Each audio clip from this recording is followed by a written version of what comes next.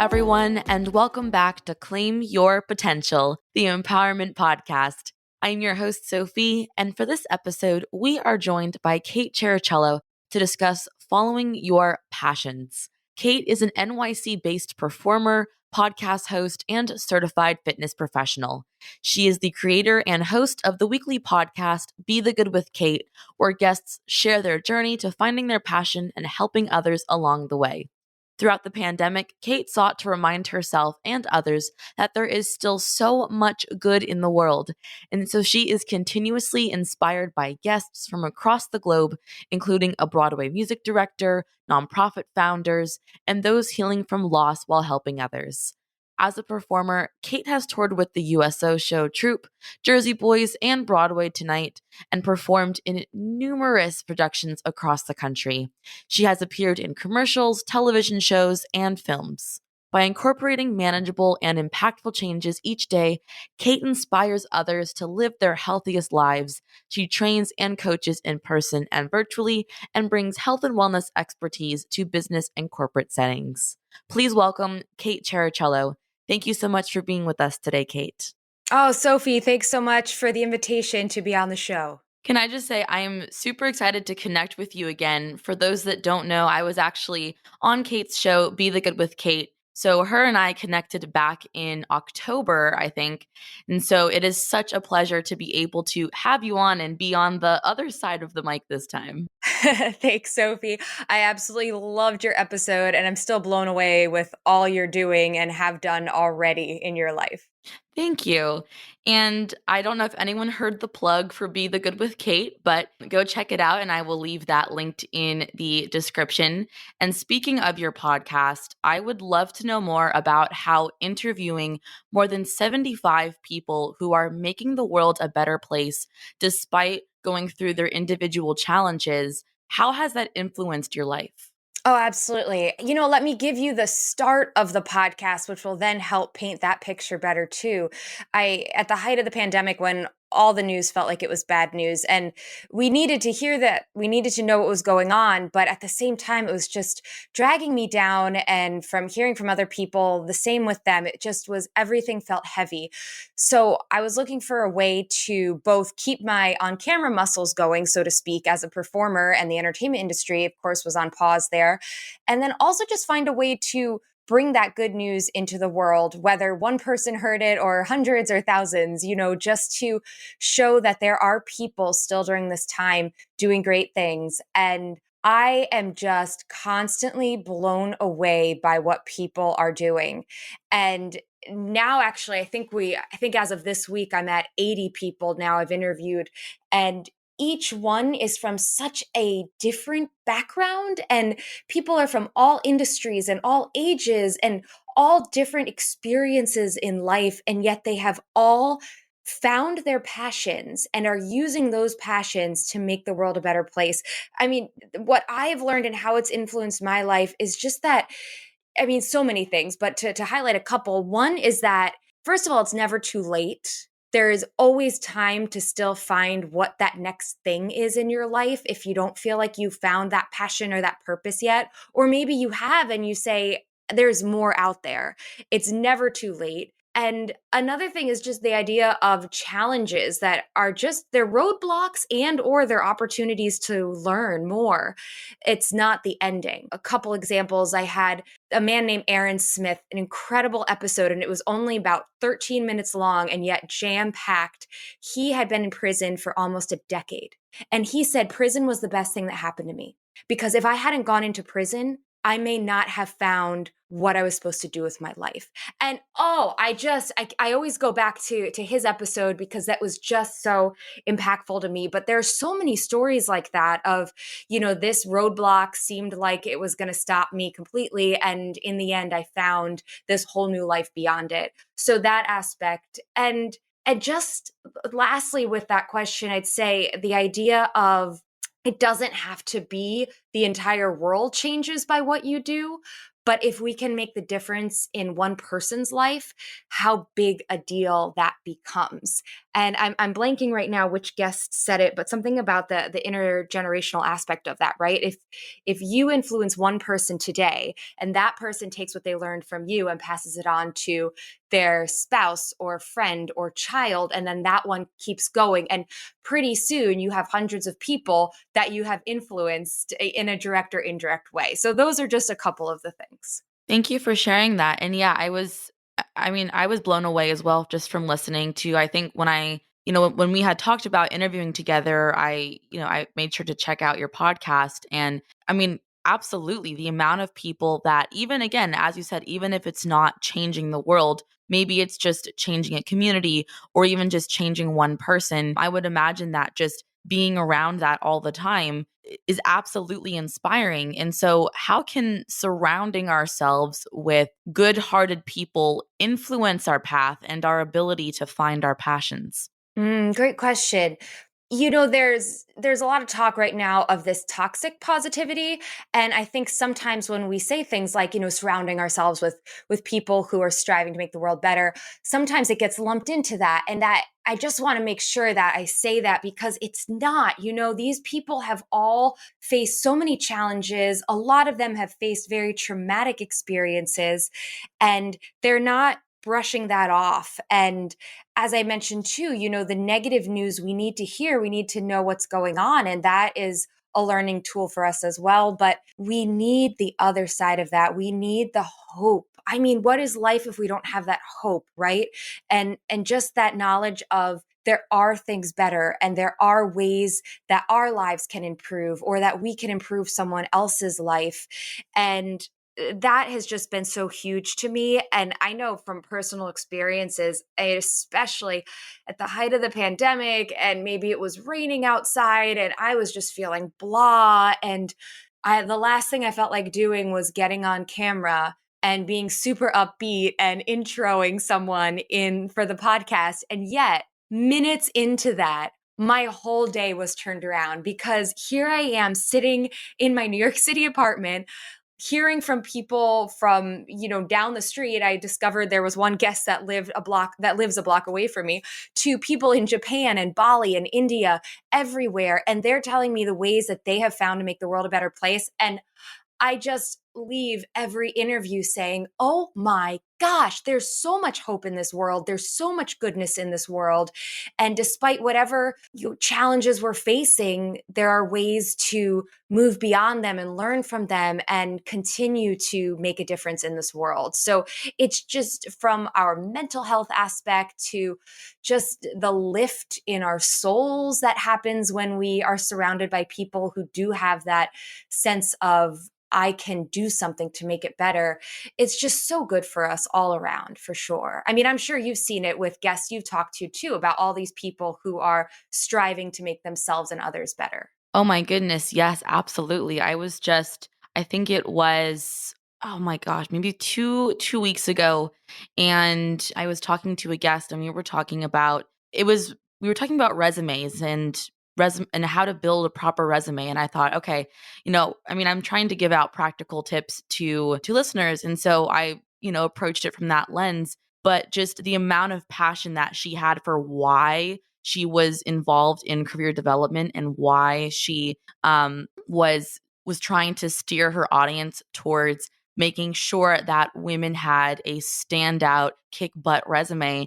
And to me, it really solidified in that sense of when you're passionate about something and you're explaining your craft to someone else, that passion comes through. And so it could be something as simple as a resume and a resume workshop. And I was blown away by, like, oh my gosh, you are so passionate about this. And truly, you're helping women get jobs that they otherwise would not have been able to get without your expertise. And it was just, it's those moments. And I know that you probably feel them with your podcast, where you're just like, wow, this is just unbelievable. Even if it's, something more niche, or and it's not, as you said, it's not changing the world in the grand scheme of things, but with the individual person, it is changing the world, right? Because of Yeah. that generational passing along of knowledge.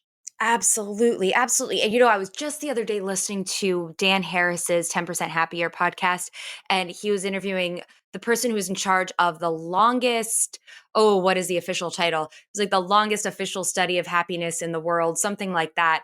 And one of the big findings, not that it's necessarily news to us all, but it to actually have it studied officially, is that human connection is one of the top aspects of living a happy life. So when we get to interact with these guests for us, or just when you meet someone out and about in life who tells you a story about what they're doing, or you find a way to relate to this person, it really does make such a huge impact on our well-being and our overall happiness, and we need those social connections.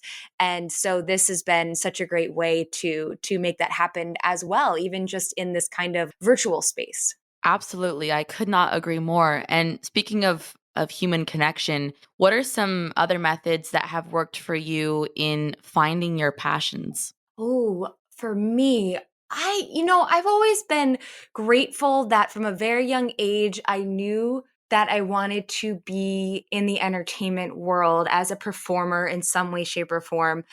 And along with that, from as far back as I can remember, I used to say, I want enough clout in the entertainment industry that I will just be asked to do charity events as a singer or as a speaker.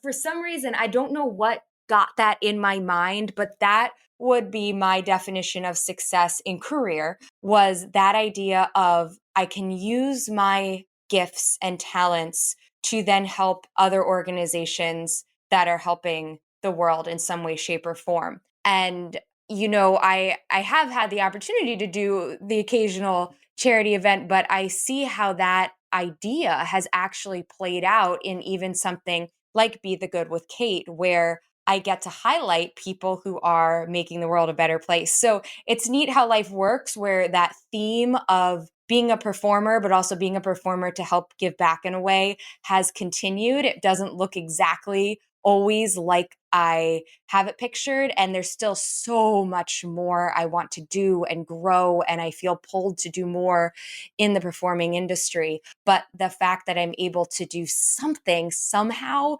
to really embrace that giving back and highlighting people who are fighting for positive change is definitely a blessing. So that kind of to answer the question, but also to say, that passion has always been a part of my life. And you mentioned what you started off wanting to do, with life happening has morphed and has ultimately changed. And so what are some methods that have worked for you in making choices that reflect your passions? I know it's one thing to have passions, to have what you want to do, but how can we connect that to the choices that we make every day? Hmm. I'm very fortunate to still be a performer on stage and screen as well as doing the podcast. So I feel very fortunate with that. But it's definitely a very conscious choice, and it requires a lot of sacrifice and a lot of hard work. And the performing industry is filled with so much rejection. So I think there's a huge aspect of, finding when you follow your passion, knowing that it's not always going to be easy, but to always be reminding yourself of the why, and and that idea of purpose. What am I here to do that's greater than just me, right? Like for me, I mean, I know feel fulfilled when I'm on stage performing or on camera performing, but how does that make the other people feel, and what am I doing for others? And I mean, I still have a goal of being in Hallmark movies, because quite frankly, they are just happy and their purpose is just to make people feel good. And I said, Yeah. sign me up for that. So I say that the passions that have led through my life are still here and are still growing, and I'm still trying to find a way to maneuver all of it, because I'm also in the fitness industry on the side as well. So it's a lot of balls in the air, so to speak. And there are many times that, I say, why do I have so many passions? I feel like it would be so much easier to just have one. But at the same time, I say, no, it's such a gift that I'm passionate about interviewing people. I'm passionate about being in musicals. I'm passionate about being in movies. I'm passionate about making people feel healthier and be healthier on the fitness side of things. And all of it really does fall under a big umbrella of that motivation and the feel good and all of that. But it is tricky to navigate at times for sure, because life also costs money. So there's always that balance Yep. of, right, of that. So I'm getting a little rambly here, but yeah, it's just following your passions, but knowing that it's a challenge to do so, but it's so worth it. Right, and you mentioned, the other balls that you have flying in the air, and you also work with top execs in Fortune 500 companies, and so I would imagine that you get to see a very full picture of what they do to be successful. And so from these interactions, how does passion foster success? Oh, I love how you worded that. How does passion foster success? Oh, thank you.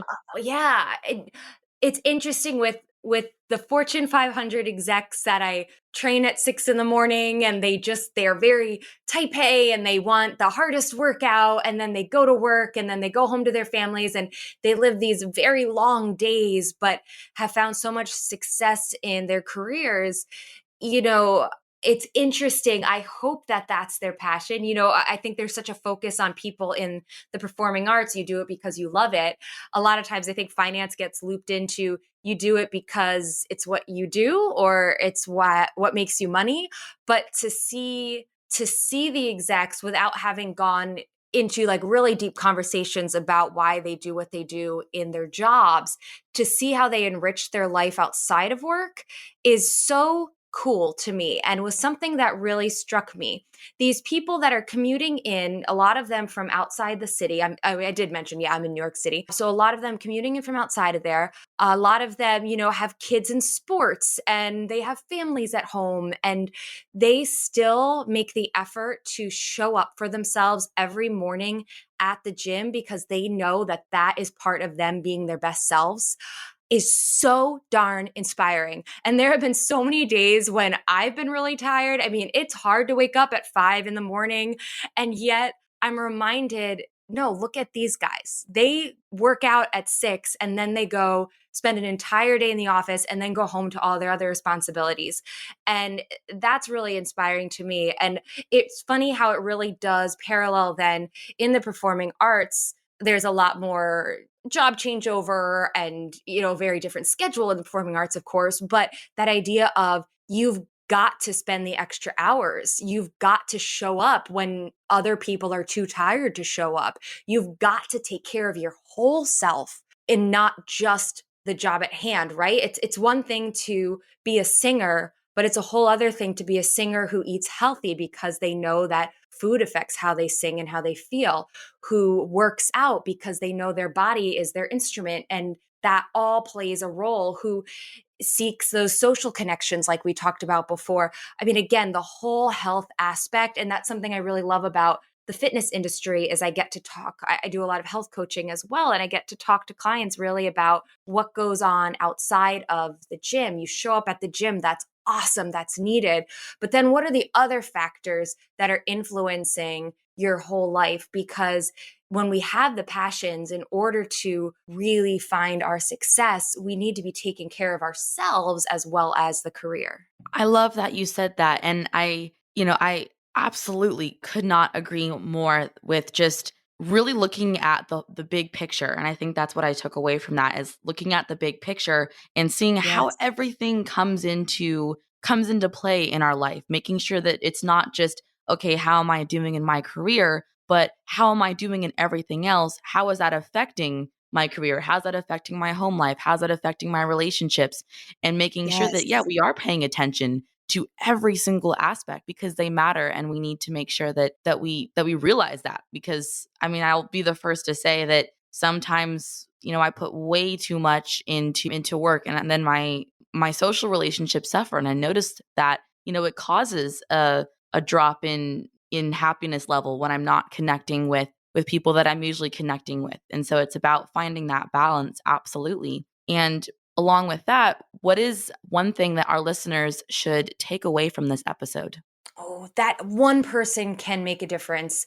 And I know we've hit the point home already. It doesn't have to be make a difference for the entire state that you live in or the entire world, but each of us has the power to make a difference somehow, some way, whether it's from I don't even want to say smallest aspect, but from simple things, I guess we could say, everyday things, maybe we could say, of just being kind to those around us. I know I had an episode of the podcast where I interviewed my aunt, and it was one of the most popular episodes. And it was just all about family and loving the people in your household, and having that relationship. And, to people who are creating international nonprofits at the age of 60, because again, each of us has the power to make a difference. So exploring your passions, finding what really lights you up in your soul, and using that to just make the world and yourself a better place in some way, shape, or form, because it's possible for all of us. Right. No change is too small. Everything has an Yeah. impact. There you go. Exactly. Yes. Thank you so much for sharing that. And thank you again for coming onto the podcast, Kate. Oh, Sofie, it's my pleasure. Thank you so much for this platform. That concludes this podcast episode. Thanks for listening. If you're enjoying our show, you can also visit our website, claimyourpotential.com, to access our blog, listen to previous and future episodes, leave a review, and subscribe to our newsletter. For more content, you can follow us on Instagram and Facebook at Claim Potential for inspiration, episode and blog post announcements, along with other content for you to reach your full potential. A free way to support our show is by leaving it a rating and review on the podcast streaming platform of your choice. If you're not sure how to do this, you can head over to the Leave a Review page on our website for instructions. Thank you, everyone, and tune in next time where we'll continue to learn how you can claim your potential.